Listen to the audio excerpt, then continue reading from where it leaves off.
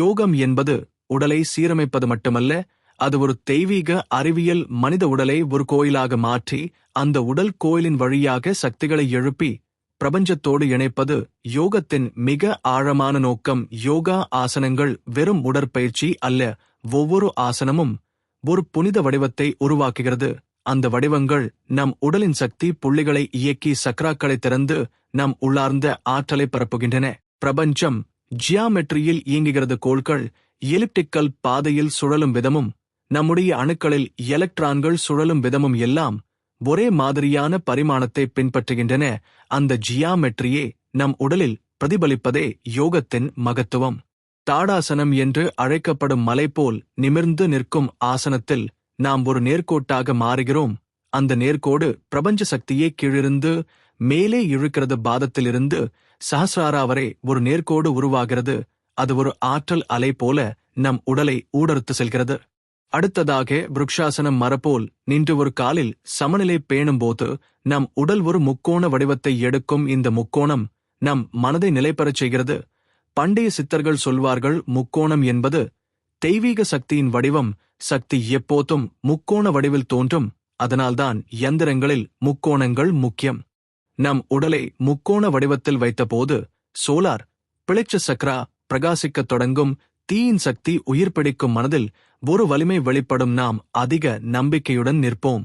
திரிகோணாசனம் செய்யும்போது நம் உடல் பக்கமாக வளைந்து ஒரு ஜியாமெட்ரிக் கோணத்தை உருவாக்கும். அந்த ஆசனம் பூமியின் ஆற்றலை நம் உடலுக்கு எடுத்து வரும். பண்டைய குருக்கள் இந்த ஆசனம் பூமியின் ஈர்ப்பு சக்தியோடு நம்மை ஒருங்கிணைக்கும் என்று கூறியுள்ளனர். பாத்மாசனம் பற்றி பேசுவோம். பாத்மம் அதாவது தாமரை. அந்த வடிவத்தில் உட்காரும் போது நம் உடலின் எலும்புக்கூடு ஒரு யந்திர வடிவத்தை எடுக்கும். அந்த வடிவம் நம் மூளை தியான நிலைக்கு எளிதில் செல்ல உதவும். யந்திரங்கள் தெய்வீக ஆற்றலை ஈர்க்கும் கருவிகள். அதேபோல பாத்மாசனம் நம் மனதில் யந்திர சக்தியை உருவாக்கும். இவை எல்லாம் வெறும் ஆசனங்கள் அல்ல, அவை தெய்வீக வடிவங்கள். ஒவ்வொரு ஆசனத்துக்கும் பின்னால் ஒரு புனித அறிவியல் உள்ளது.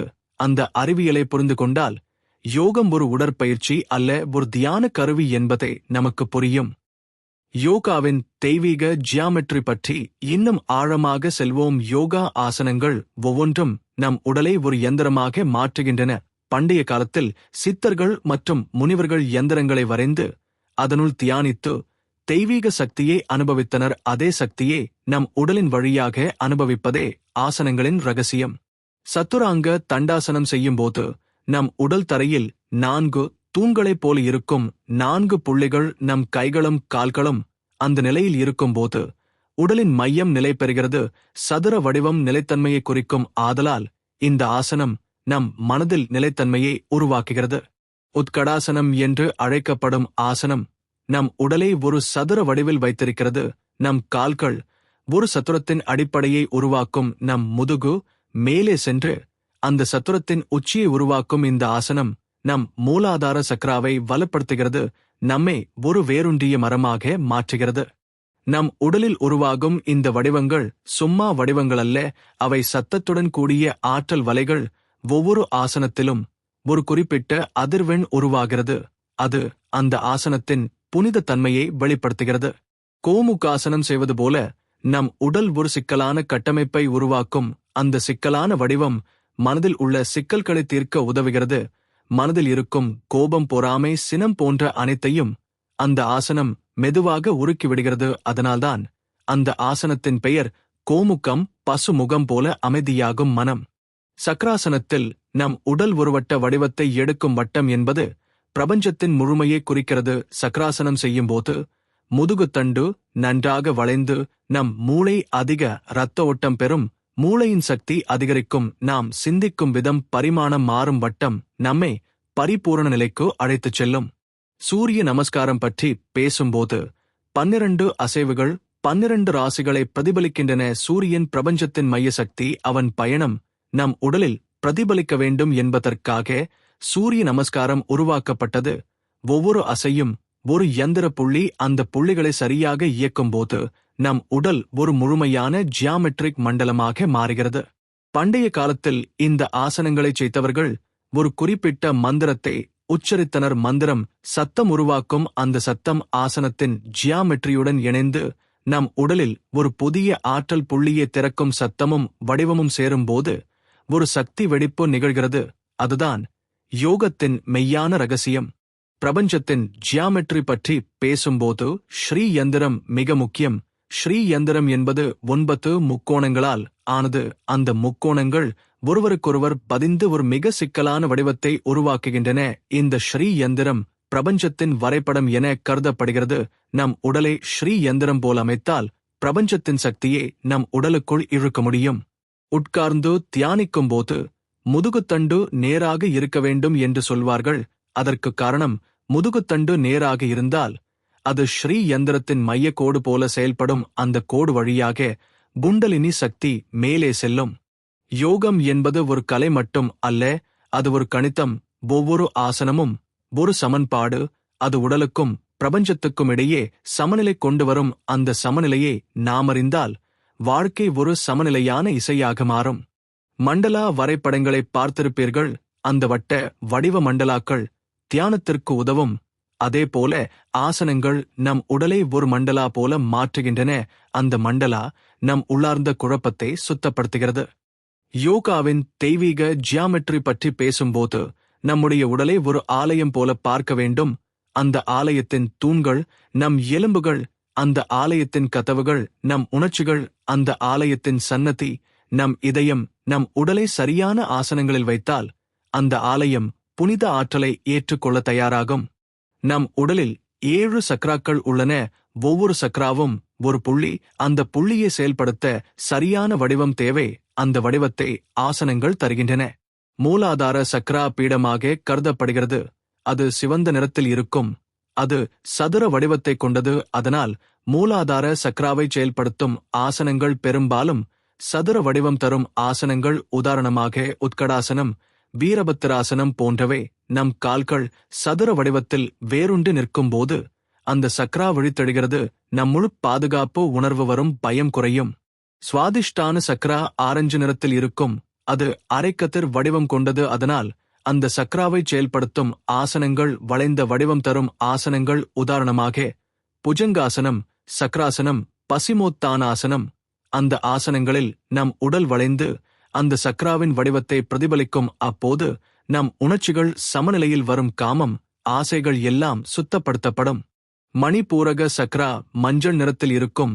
அது முக்கோண வடிவம் கொண்டது. அதனால் திரிகோணாசனம், பரிவர்த்த திரிகோணாசனம் போன்ற ஆசனங்கள் அந்த சக்ராவை எளிதில் செயல்படுத்தும். நம் சோலார் பிளெக்சஸ் எரியும். நம் சுயவலிமை அதிகரிக்கும். நாம் தைரியமாக செயல்படத் தொடங்குவோம். அநாஹத சக்ரா பச்சை நிறத்தில் இருக்கும். அது 6 முனைகள் கொண்ட நட்சத்திரம் போல இருக்கும். அதனால் உடலை அந்த வடிவத்திற்கு கொண்டு வரும் ஆசனங்கள் உஷ்ட்ராசனம், கோமுகாசனம், கருடாசனம் போன்றவை. இதயம் திறக்கும். காதல், பரிவு, கருணை நம் உள்ளத்தில் பெருகும். விசுத்தி சக்ரா நீல நிறத்தில் இருக்கும்.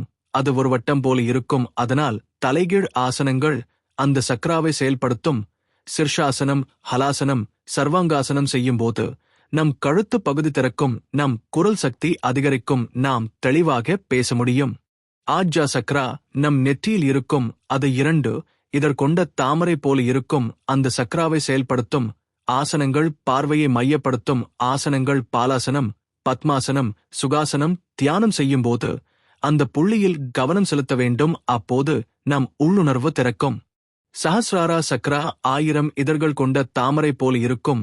அந்த சக்ராவை நேராக செயல்படுத்த ஆசனம் மட்டும். போதாத்து தியானமும் மூச்சு பயிற்சியும் தேவை. முதுகுத்தண்டு நேராக வைத்து மூச்சு சமமாக வைத்தால் அந்த தாமரை மலரத் தொடங்கும். பிரபஞ்ச சக்தி நம் உடலில் இறங்கும்.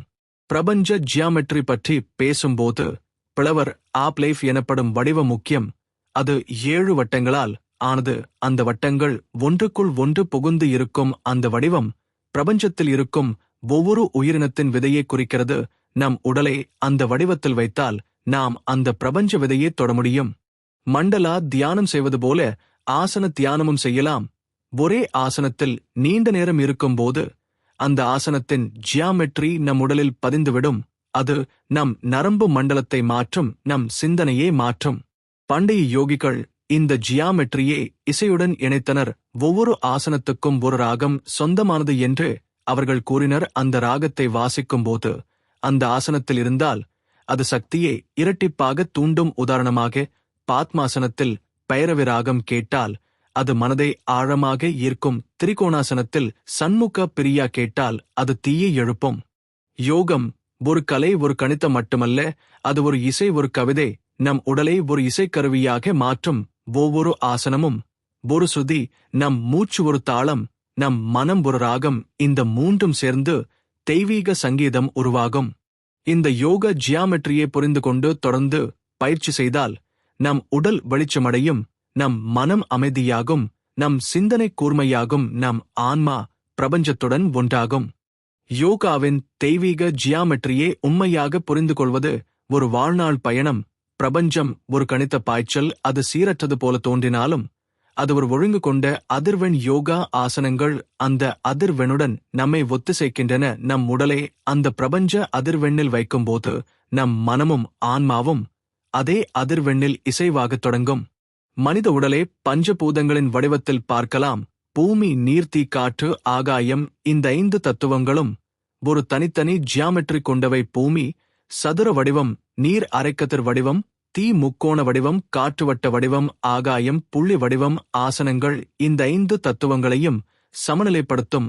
ஆசனங்கள் மூலம் உடலை அந்த வடிவத்தில் வைத்து தத்துவங்களின் ஆற்றலை எழுப்பலாம். பூமி தத்துவத்தை வலுப்படுத்த உத்கடாசனம், வீரபத்ராசனம், தாடாசனம் போன்ற நிலை ஆசனங்கள் பயனுள்ளதாக இருக்கும். நம் உடல் வேரூன்றி நிற்கும், நம் மனம் நிலைபெறும், பயம் குறையும். நீர் தத்துவத்தை சமப்படுத்த புஜங்காசனம், பசிமோத்தானாசனம், சலபாசனம் போன்ற வளைவு ஆசனங்கள் உதவும். நம் உணர்ச்சி சமநிலை பெறும், சோகங்கள் கரையத் தொடங்கும்.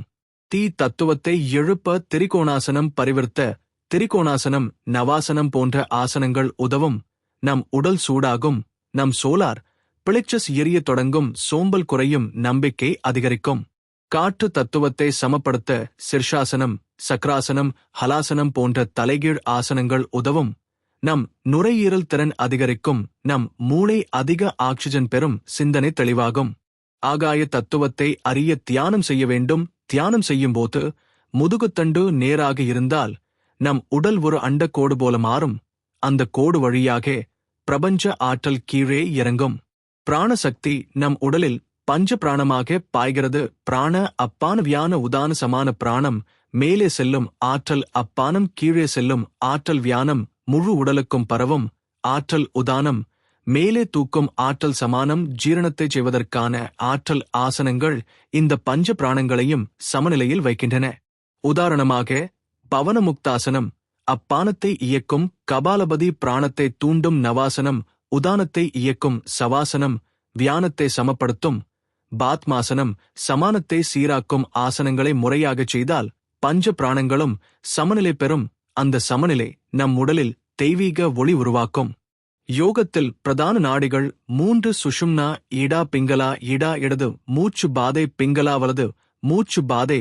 சுஷும்னா நடுவில் இருக்கும், முதுகுத்தண்டு வழியாக செல்லும் குண்டலினி சக்தி. சுஷும்னா வழியாக மேலே செல்லும் ஆசனங்கள் இந்த சுஷும்னாவை திறக்கும். நம் முதுகுத்தண்டு நேராக இருந்தால் அந்த சக்தி தடையின்றி மேலே செல்லும். குண்டலினி சக்தி ஒரு சுருள் பாம்பு போல மூலாதாரத்தில் உறங்கி கிடக்கும். அந்த சக்தியை எழுப்ப ஆசனங்கள், மூச்சு பயிற்சி, மந்திரம், தியானம் எல்லாம் சேர்ந்து செய்ய வேண்டும். ஆசனங்களில் அதிக நேரம் இருந்தால் அந்த பாம்பு விழித்தெழும். அது ஒவ்வொரு சக்ராவையும் திறந்து நம் உடலை ஒளியாக மாற்றும். சாதகர்கள் சொல்வார்கள், இந்த குண்டலினி எழுந்தால் நம் உடலில் ஒலி கேட்கும், ஓம் போன்ற ஓசை. அந்த ஓசை உடலை முழுமையாக அதிர வைக்கும். நம் கண்கள் மூடியிருந்தாலும் ஒளி தெரியும். நம் சிந்தனை பிரபஞ்சத்தை தொடும்.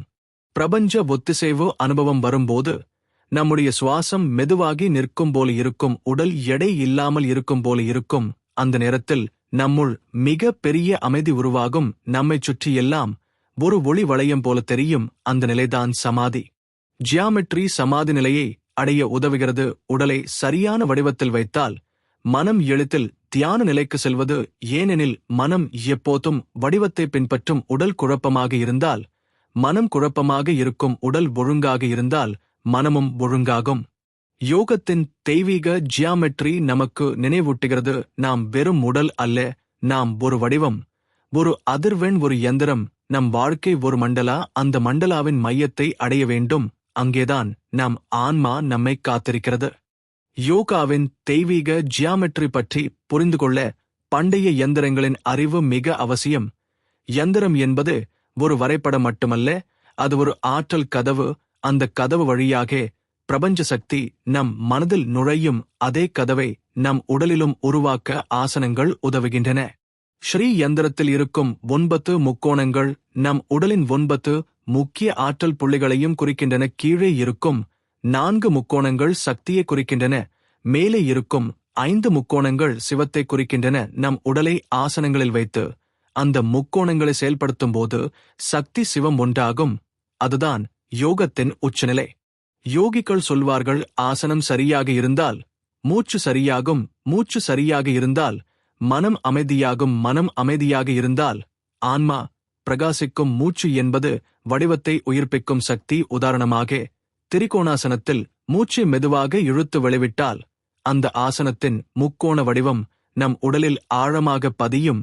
அந்த முக்கோணம் நம் சோலார் பிளெக்சஸில் எரியும் தீயை கட்டுப்படுத்தும்.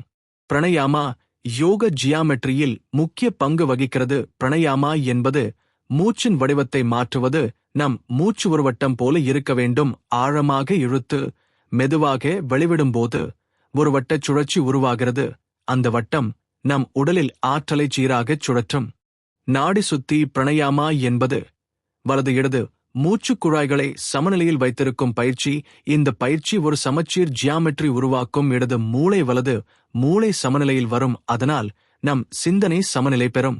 பண்டைய யோகிகள் ஆசனங்களை செய்யும் போது வானத்தை நோக்கி பார்த்தார்கள். ஏன் என்றால் நட்சத்திரங்கள் கூட ஒரு ஜியாமெட்ரி. அந்த நட்சத்திரங்களின் கோணங்கள் நம் உடலின் கோணங்களை பாதிக்கும். எனவே தியானத்திற்கு நல்ல நேரம் சந்திரன் பூரணமாக இருக்கும் நாள். அதே போல சூரிய உதயம், சூரிய அஸ்தமனம். ஏனெனில் அந்த நேரத்தில் பிரபஞ்சத்தின் ஆற்றல் ஒரு குறிப்பிட்ட கோணத்தில் இருக்கும். மண்டலா தியானம் பற்றி இன்னும் ஆழமாகச் சொல்வோம். ஒரு வட்டத்தில் அமர்ந்து அதன் மையத்தை நோக்கி தியானம் செய்வது அந்த வட்டத்தின் ஆற்றலை நம் உடலில் அழைக்கிறது. ஆசனங்களும் அதே போல நம் உடலை வட்டம், சதுரம், முக்கோணம் போன்ற வடிவத்தில் வைத்து அந்த வடிவத்தின் ஆற்றலை அழைக்கின்றன. சாதகர்கள் சொல்வார்கள், ஆசனங்களில் நீண்ட நேரம் இருந்தால் உடல் எடை இல்லாதது போல இருக்கும். அது காரணம், ஆசனத்தின் ஜியாமெட்ரி பூமியின் ஈர்ப்பை சமப்படுத்துகிறது. சக்கராசனம் செய்யும்போது தலைகீழ் இருப்பதால் ரத்தம் மேலே சென்று மூளையில் சுத்திகரிப்பு நடக்கிறது. அதனால் மூளை புத்துணர்ச்சி பெறும். அதே சமயம் மனம் அமைதியாகும். சாதகர்கள் இன்னொரு அனுபவத்தை சொல்வார்கள். ஆசனத்தில் நீண்ட நேரம் இருந்தால் உடலின் சுற்றிலும் ஒளி வளையம் உருவாகும். அந்த ஒளி வளையம் ஆரா எனப்படும். ஆரா வலுப்பெறும் போது வெளி உலகின் எதிர்மறை சக்திகள் நம்மை பாதிக்க முடியாது. யோகம் உடல் வடிவத்தையும் மன வடிவத்தையும் மாற்றும். உடல் வடிவம் மாறும்போது மன வடிவம் மாறும். மனம் மாறும்போது விதி மாறும். விதி மாறும்போது வாழ்க்கை மாறும். அதனால் யோகம் ஒரு விதி மாற்றும் கருவி. பண்டைய சித்தர்கள் தங்கள் உடலை ஜியாமெட்ரி போல வைத்துக்கொண்டு தியானித்து அவர்கள் உடலை ஒரு யந்திரமாக மாற்றினர். அந்த யந்திரத்தில் சக்தி பாய்ந்து அவர்கள் உடல் ஒளியாக மாறியது.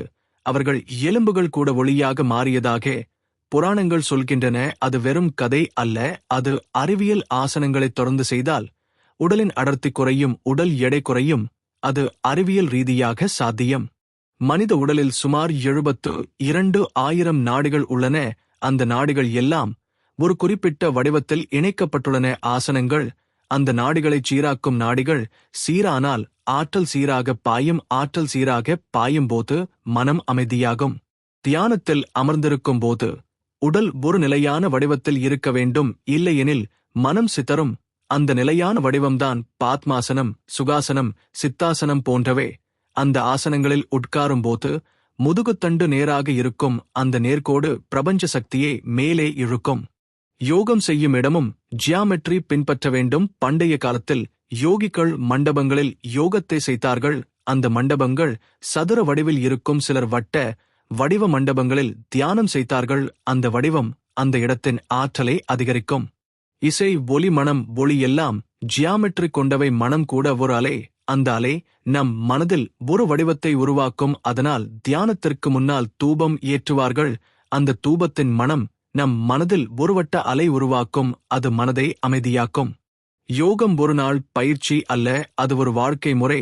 ஒவ்வொரு நாளும் ஆசனங்களை செய்து, மூச்சை பயிற்சி செய்து, மனதை சுத்தப்படுத்தினால் நம் உடல் ஒரு ஆலயம், நம் மனம் ஒரு யந்திரம், நம் வாழ்க்கை ஒரு மண்டலா ஆகும். யோகியின் வாழ்க்கையில் மிக முக்கியமான தருணம் குண்டலினி எழுச்சி. குண்டலினி ஒரு சுருள்பாம்பு போல மூலாதார சக்ராவில் உறங்கிக் கிடக்கும் அந்த சக்தி ஒரு தீப்பொறி. அந்த தீப்பொறி விழித்தெழும்போது உடல் முழுவதும் அதிர்ச்சி அலை போல் ஓடும். ஆசனங்கள், மூச்சு பயிற்சி, தியானம், மந்திரம் அனைத்தும் சேர்ந்து அந்த சக்தியை எழுப்பும். குண்டலினி எழுந்த பிறகு உடல் வலிமை மாறும், மூச்சு ஆழமாகும், இதயம் ஒலிக்கும் ரீதியில் துடிக்கும். சிலர் உடலில் சூடேறும், சிலர் குளிர்ச்சி உணர்வார்கள், சிலர் முதுகுத்தண்டு வழியாக ஒளி பாயும் அனுபவம் பெறுவார்கள். அந்த ஒளி மேலே சென்று சஹஸ்ராராவில் மலர்கிறது. அப்போது நம் உடல் முழுவதும் ஒளி நிறைந்துவிடும். சாதகர்கள் இந்த அனுபவத்தை பற்றி சொல்வார்கள். அவர்களுக்கு உள்ளே மணி ஓசை கேட்டது, சிலர் சங்கு ஓசை கேட்டார்கள், சிலர் வீணை ஓசை கேட்டார்கள். இந்த ஒலிகள் எல்லாம் நாத யோகத்தின் வெளிப்பாடு.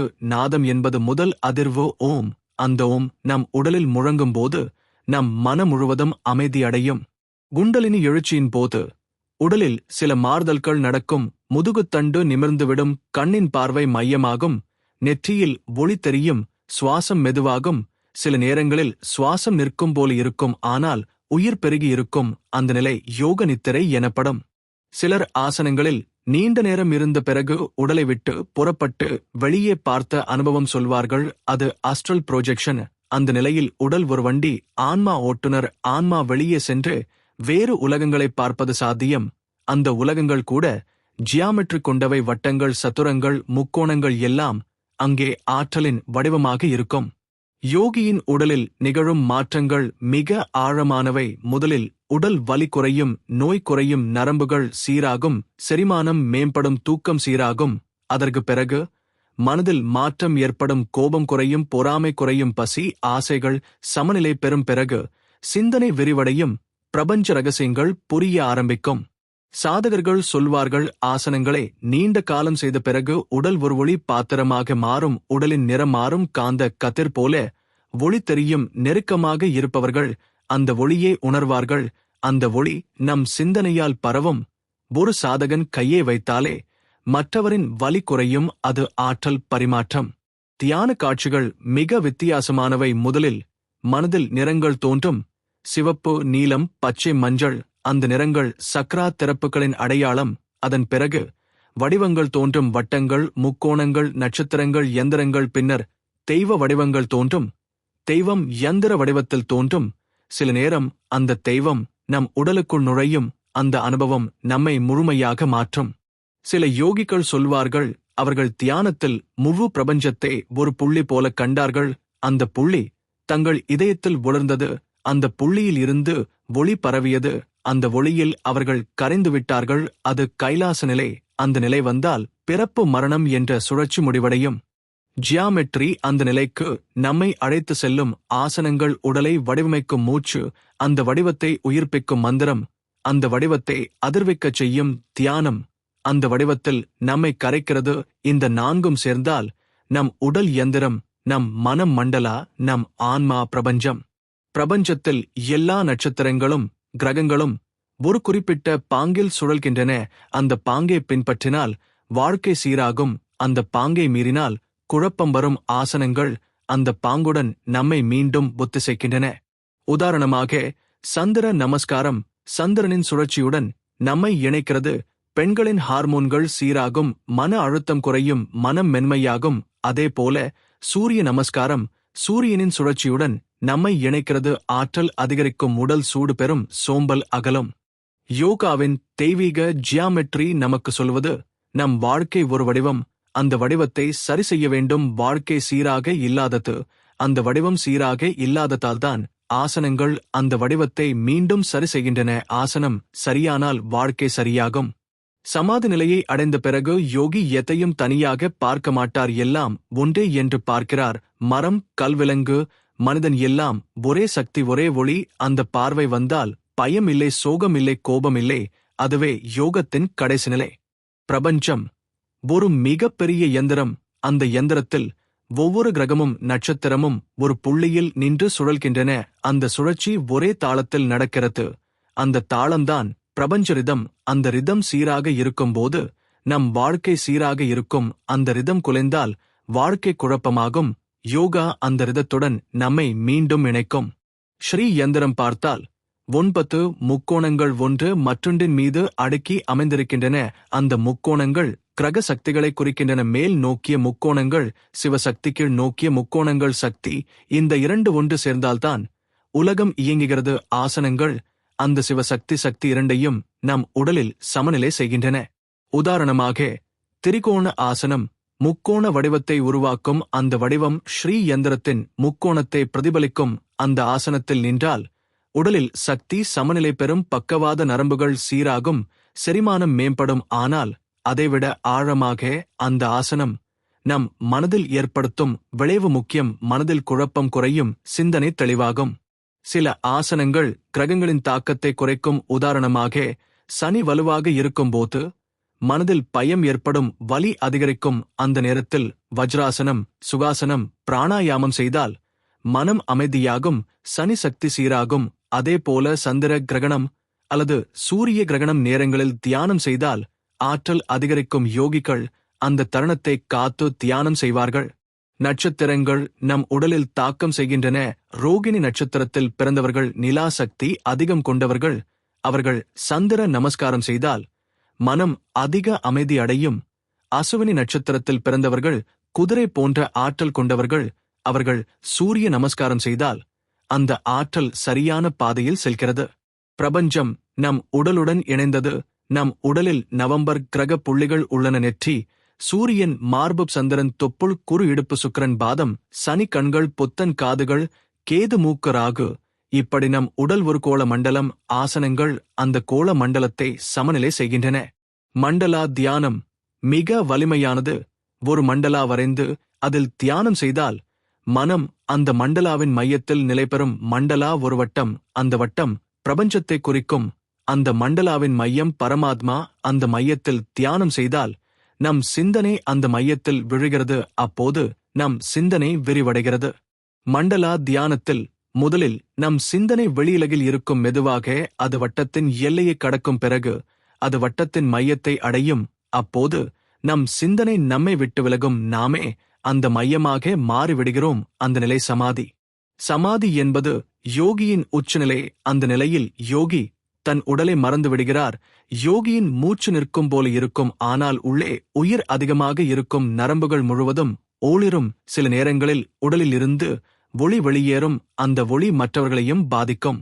சமாதியில் பல நிலைகள் உள்ளன. சவிகல்ப சமாதி, நிவிகல்ப சமாதி. சவிகல்ப சமாதியில் யோகி இன்னும் சிந்தனையில் இருப்பார். ஆனால் அந்த சிந்தனை பரமத்தில் நிலைபெறும். நிவிகல்ப சமாதியில் சிந்தனை கூட இல்லாமல் போகும். அப்போது யோகி பரமத்தின் உடன் ஒன்றாகிவிடுகிறார். சமாதி நிலை வந்த பிறகு யோகி எல்லாவற்றையும் சமமாக பார்ப்பார். யாரையும் வெறுக்க மாட்டார். யாரையும் ஆசைப்பட மாட்டார். யாரையும் பிடிக்காது என்று சொல்ல மாட்டார். அவர் பார்வையில் எல்லாம் தெய்வீகமே. அவர் சிரித்தால் அந்த சிரிப்பு ஒரு ஆசிர்வாதம். அவர் பார்வை விழுந்தாலே மனம் அமைதியாகும். யோகியின் உச்சநிலை பரம ஆனந்தம். அந்த ஆனந்தம் வார்த்தையில் சொல்ல முடியாதது. அந்த ஆனந்தம் வெளியில் கிடையாது. அது நம்முள்தான். அந்த ஆனந்தத்தை உணர ஆசனங்கள், மூச்சு தியானம் தேவையானவை. பிரபஞ்ச ஜியாமெட்ரி நமக்கு சொல்வது நம்முள் ஒரு ஸ்ரீ யந்திரம் இருக்கிறது. அந்த யந்திரத்தின் மையத்தை அடைந்தால் நம்மை நாமே காண முடியும். அந்த மையத்தில்தான் பரமன். அந்த மையம்தான் நம் உண்மை. அந்த மையத்தை அடைய யோகா ஒரு பாதை. யோகாவின் தெய்வீக ஜியாமெட்ரி நம் வாழ்க்கையில் எவ்வளவு முக்கியமோ அதை புரிந்து கொள்வது மிக அவசியம். நம் உடல், மனம், ஆன்மா மூன்றும் ஒற்றுமையில் இயங்கும் போதுதான் நம் வாழ்க்கை வளம் பெறும். ஆசனங்கள் இந்த ஒற்றுமையை உருவாக்குகின்றன. மூச்சு அந்த ஒற்றுமையை பராமரிக்கிறது. தியானம் அந்த ஒற்றுமையை பரிபூரணமாக்குறது. நாம் ஒவ்வொரு நாளும் செய்யும் ஆசனங்கள் ஒரு சின்ன யந்திரம் போல நம்முள் சக்தியை சீராக்குகின்றன. காலை எழுந்தவுடன் சூரிய நமஸ்காரம் செய்வது நம் உடலில் சூரிய ஆற்றலை தூண்டுகிறது. அதன் பிறகு சில நேரம் அமர்ந்து மூச்சை கவனிப்பது மனதை அமைதியாக்குகிறது. அந்த அமைதியில் நம் சிந்தனை மெதுவாக விரிவடைகிறது. யோகாவை நடைமுறையில் பயன்படுத்த சில எளிய வழிகள் இருக்கின்றன. முதலில் உடலை நிமிர்த்திக் கொண்டு சுகாசனத்தில் அமர்ந்து தினமும் குறைந்தது 10 நிமிடம் மூச்சு பார்வையில் இருப்பது அவசியம். இது நம் மனதில் குளறுபடிகளை சீராக்கும். 2வது, தினமும் குறைந்தது ஒரு வட்ட ஆசனம், ஒரு முக்கோண ஆசனம், ஒரு சதுர ஆசனம் செய்ய வேண்டும். இதனால் உடலில் ஆற்றல் பாய்ச்சல் சரியாகும். 3வது, தியானத்திற்கு முன் ஒரு மந்திரம் சொல்ல வேண்டும். அந்த மந்திரம் நம் மனதை அதிர்விக்கச் செய்யும். மந்திரம் சொல்லும்போது அந்த ஒலி நம் உடலில் எங்கெல்லாம் அதிர்விக்கிறது என்பதை கவனிக்க வேண்டும். ஓம் என்ற மந்திரம் சொன்னால் நெற்றி பகுதியில் அதிர்வு தெரியும். காயத்ரி மந்திரம் சொன்னால் இதயம் பகுதியில் அதிர்வு தெரியும். அந்த அதிர்வு நம் உடல் எந்திரத்தில் ஒரு புள்ளியை இயக்கும். அந்த புள்ளி திறந்தால் ஆற்றல் பாயும். மனதில் குழப்பம் இருக்கும் நாட்களில் மண்டலா தியானம் செய்ய வேண்டும். ஒரு வட்டத்தை வரைந்து அதன் மையத்தில் கண்களை நிலைநிறுத்தி அமர வேண்டும். அந்த மையம் நம் சிந்தனையை ஈர்க்கும். மெதுவாக நம் சிந்தனை அந்த மையத்தில் கரையும். அந்த நிலை வந்தால் மன அழுத்தம் குறையும். வாழ்க்கையில் பிரச்சனை வரும்போது ஆசனங்கள் ஒரு தீர்வு. ஒவ்வொரு பிரச்சனைக்கும் ஒரு ஆசனம் உண்டு. கோபம் அதிகமாக இருக்கும்போது சவாசனம் செய்ய வேண்டும். அந்த ஆசனத்தில் உடலை முழுமையாக தளர்த்துவிட வேண்டும். சில நிமிடம் அந்த நிலை நீடித்தால் கோபம் கரைந்துவிடும். துக்கம் அதிகமாக இருக்கும்போது பத்மாசனம் அமர்ந்து மூச்சு சீராக எடுப்பது நம் இதயத்தை திறக்கும். யோகாவை ஒரு நாள் மட்டும் செய்யாமல் தினசரி வாழ்க்கையின் ஒரு பகுதி ஆக்க வேண்டும். யோகா ஒரு உடற்பயிற்சி அல்ல, அது ஒரு வழிபாடு. ஆசனங்களை செய்வது ஒரு தெய்வ பூஜை மாதிரி. உடலை ஆலயம் மாதிரி நினைத்து செய்ய வேண்டும். அப்போது ஆசனங்கள் ஒரு பரிசுத்தம் தரும். நம் வீட்டில் ஒரு யோகா இடம் அமைத்துக் கொள்ள வேண்டும். அந்த இடம் சுத்தமாக இருக்க வேண்டும். அங்கு தினமும் ஒரே நேரத்தில் தியானம் செய்ய வேண்டும். அந்த இடத்தில் ஒரு யந்திரம் அல்லது மண்டலா வைத்து இருக்கலாம். அந்த இடத்தில் மெழுகுவர்த்தி அல்லது தீபம் ஏற்றி அமரலாம். இந்த சின்ன சடங்குகள் நம் மனதை பரிசுத்தமாக்கும். யோகாவின் ஆழமான நோக்கம் நம்முள் திருப்பி பார்க்கச் செய்வது. வெளி உலகில் தேடும் ஆனந்தத்தை நம்முள் கண்டுபிடிக்கச் செய்வது. அந்த ஆனந்தத்தை கண்டுபிடித்தால் வாழ்க்கை எளிமையாகும். பிறர் மீது கோபம் குறையும், பேராசை குறையும், பொறாமை குறையும், மனம் சுத்தமாகும். ஒரு நாள் யோகா செய்யும்போது நம் உடல் ஒரு இயந்திரம் போல தெரியும். நரம்புகள் சீராகும், மூளை சுத்தமாகும், சிந்தனை ஓடும் திசை சரியாகும். அந்த நாளை முழுவதும் சீராக வாழ முடியும். அப்படி தினமும் செய்யும்போது வாழ்க்கை முழுவதும் சீராகும். யோகியின் கடைசி அழைப்பு என்னவென்றால், உன் உடலை ஒரு ஆலயம் ஆக்கு, உன் மனதை ஒரு மண்டலா ஆக்கு, உன் ஆன்மாவை ஒரு ஸ்ரீ யந்திரம் ஆக்கு. இந்த மூன்றும் ஒன்றாக இணைந்தால் பரமனை காணலாம். அந்த காண்டல்தான் வாழ்க்கையின் குறிக்கோள். பிரபஞ்சம் நம் மீது வைத்திருக்கும் அழைப்பு நம் இதயத்தில் ஓசையாக ஒலிக்கிறது. அந்த ஓசையை கேட்க ஆசனம், மூச்சு தியானம் செய்ய வேண்டும். அந்த ஓசையை கேட்டு அதன் பக்கம் செல்ல வேண்டும். அந்த ஓசைதான் ஓம். அந்த ஓசை நம்முள் ஒலிக்க ஆரம்பித்தால் நாம் பரமனின் பாதையில் இருக்கிறோம் என்று அறியலாம். நாம் யோகா செய்யும் ஒவ்வொரு நாளும் நம் உடலில் ஒரு பொது வடிவம் உருவாகிறது. ஒரு நாள் அது ஒரு முழுமையான இயந்திரம் ஆகிறது. அந்த நாள் நம் வாழ்க்கையில் மிக முக்கியமான நாள். அந்த நாள் வந்தால் வாழ்க்கை தெய்வீகமாகிவிடும். ஆசனம் ஒரு கோடு, பிராணாயாமம் ஒரு அதிர்வு, தியானம் ஒரு புள்ளி. இந்த மூன்றும் சேர்ந்தால் ஒரு ஜியாமெட்ரி உருவாகிறது. அந்த ஜியாமெட்ரி நம் ஆன்மாவை பிரபஞ்சத்துடன் இணைக்கிறது. அந்த இணைப்புதான் யோகா. நாம் யோகா ஆசனங்களை முறைப்படி செய்ய ஆரம்பித்தால் உடலில் மாற்றம் வரும். ஆனால் அந்த மாற்றத்தை வாழ்க்கையில் நிலைத்திருக்க சில வழிகளை பின்பற்ற வேண்டும். காலை எழுந்தவுடன் முதலில் நன்றி சொல்ல வேண்டும். நம் மூச்சு இன்னும் இயங்குகிறது என்பதற்கும் நம் உடல் இன்னும் ஆரோக்கியமாக இருக்கிறது என்பதற்கும் நன்றி சொல்ல வேண்டும். அந்த நன்றி சொல்வதே முதல் ஆசனம். அது நம் மனதை பரிசுத்தமாக்கும். அதன் பிறகு உடலை வலது பக்கம் திருப்பி எழுந்து நிற்க வேண்டும். நேராக எழுந்தால் உடலின் உயிர் ஆற்றல் குலையும். பிறகு காலை சூரிய ஒளியில் நின்று சில நிமிடம் கண்களை மூடி ஆழ்ந்த மூச்சு எடுக்க வேண்டும். சூரியன் நம் உடலில் பாயும் அதிர்வை உணர வேண்டும். இது நம் உடலில் சூரிய நதி சுஷும்னா திறப்பதற்கு உதவும். காலை நேரத்தில் செய்யும் ஆசனங்கள் ஒரு யந்திர பூஜை போல செய்ய வேண்டும். தாடாசனம், திரிகோணாசனம், வஜ்ராசனம், பத்மாசனம் போன்றவை உடலை வடிவமைக்கும். இந்த ஆசனங்கள் செய்யும் போது மனதில் என் உடல் ஆலயம் என்று நினைக்க வேண்டும். அப்போதுதான் அந்த ஆசனங்கள் வெறும் உடற்பயிற்சி அல்ல, தெய்வீக செயலாக மாறும். மூச்சு பயிற்சி செய்யும்போது மூச்சை மட்டும் கவனிக்காமல் அந்த மூச்சு எங்கே செல்கிறது என்று கவனிக்க வேண்டும். மூச்சு நுரையீரலுக்கு மட்டும் போகாது, அது நம் நரம்புகள் வழியாக ஆற்றலை பரவச் செய்யும். மூச்சு எடுத்தபோது அந்த ஆற்றல் முதுகுத்தண்டு வழியாக மேலே செல்கிறது. மூச்சை விட்டபோது அந்த ஆற்றல் கீழே வந்து நிலத்தில் கலக்கிறது. இந்த பாய்ச்சலை உணர ஆரம்பித்தால் யோகா உயிரோடு இருப்பதை உணர முடியும். நாள் முழுவதும் நம் உடலை நேராக வைத்திருக்க வேண்டும். வளைந்த உடல் வளைந்த சிந்தனை தரும். நேரான உடல் நேரான சிந்தனை தரும். அலுவலகத்தில் அமர்ந்திருந்தாலும் சுகாசனம் போல அமர வேண்டும். கணினி முன் இருந்தாலும் முதுகு நேராக இருக்க வேண்டும். இந்த சிறிய விஷயங்கள் உடல் இயந்திரத்தை சரி வைத்திருக்கும். உணவு சாப்பிடும்போது கூட யோகா செய்யலாம். உணவை மெதுவாக சாப்பிட வேண்டும். ஒவ்வொரு மவுத்ஃபுல் ஒவ்வொரு டேஸ்ட் உணர வேண்டும். அந்த நேரத்தில் மனம் அந்த உணவின் ஆற்றலை ஏற்கும். உணவு தெய்வம் என்று நினைத்து சாப்பிட்டால் அது பரிசுத்தமாக மாறும். மாலையில் சூரியன் மறையும் நேரத்தில் சில நிமிடம் நின்று கையை வானத்தை நோக்கி உயர்த்தி நன்றி சொல்ல வேண்டும். அந்த நன்றி சொல்லும் தருணம் ஒரு யந்திர மூடி மூடும் போல இருக்கும். அன்று செய்த பாவங்கள் கரையும். மனம் சுத்தமாகும். இரவு படுக்கும் முன் சிறிய தியானம் அவசியம். நாள் முழுவதும் என்ன நடந்தது என்று மனதில் பார்வை எடுக்க வேண்டும். நல்லது செய்தோமா கெட்டது செய்தோமா என்று ஆராய வேண்டும். நாளை இன்னும் நல்லது செய்ய முடிவு எடுக்க வேண்டும். அந்த முடிவு நம் மனதை தூய்மைப்படுத்தும். இவ்வாறு நாள் முழுவதும் யோகா ஜியாமெட்ரியை வாழ்வில் கொண்டு வந்தால் வாழ்க்கை மெதுவாக ஒரு புனித மண்டலா ஆகும். ஒவ்வொரு நாள் ஒரு வட்டமாகும். ஒவ்வொரு வட்டமும் ஒரு மண்டலா. 365 நாட்கள் சேர்ந்து ஒரு பெரிய மண்டலா ஆகும்.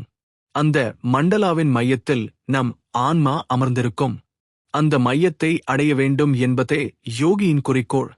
யோகா ஜியாமெட்ரி நமக்கு சொல்வது, உன் வாழ்க்கை ஒரு கோடு மட்டும் அல்ல, அது ஒரு வடிவம். அந்த வடிவத்தை அழகாக்கு. அந்த வடிவத்தில் தெய்வத்தை வைக்க ஆசனங்களால். அந்த வடிவத்தை வரைவாய் மூச்சால். அந்த வடிவத்தை உயிர்ப்பி தியானத்தால். அந்த வடிவத்தில் நீயே கரைந்துவிடு. நாம் அந்த நிலையை அடைந்தால் யாரும் நம்மை குலைக்க முடியாது. யாரின் வார்த்தையும் நம்மை காயப்படுத்தாது. யாரின் பார்வையும் நம்மை பாதிக்காது. நாம் ஒரு பிரம்மாண்டமான யந்திரத்தின் மையத்தில் அமர்ந்திருப்பது போல இருக்கும். அங்கிருந்து உலகத்தை பார்க்கும்போது எதுவும் சிறியதாக தெரியும். எதுவும் நம்மை பயமுறுத்தாது. இந்த ஆனந்த நிலையை அடைய முடியாது என்று நினைக்க வேண்டாம். அது தொலைவில் இல்லை, அது நம்முள்தான். சிறிது ஒழுக்கம், சிறிது அன்பு, சிறிது பொறுமை இருந்தால் யோகா நம்முள் மலரும். ஒரு விதை எப்படி மரமாக மாறுகிறதோ அதே போல யோகா நம் வாழ்க்கையை மாற்றும். இந்த பாட்காஸ்ட் கேட்கிற ஒவ்வொருவருக்கும் ஒரு அழைப்போ. இன்று முதல் உன் வாழ்க்கையில் யோகா சேர்த்துவிடு. உன் உடலை நேராக வைத்துக்கொள். உன் மூச்சை கவனித்துக்கொள். உன் மனதை சுத்தமாக வைத்துக்கொள். ஒரு நாள் உன் வாழ்க்கை ஒரு தெய்வீக மண்டலா ஆகும். அந்த நாள் நீ பரம ஆனந்தத்தை உணர்வாய்.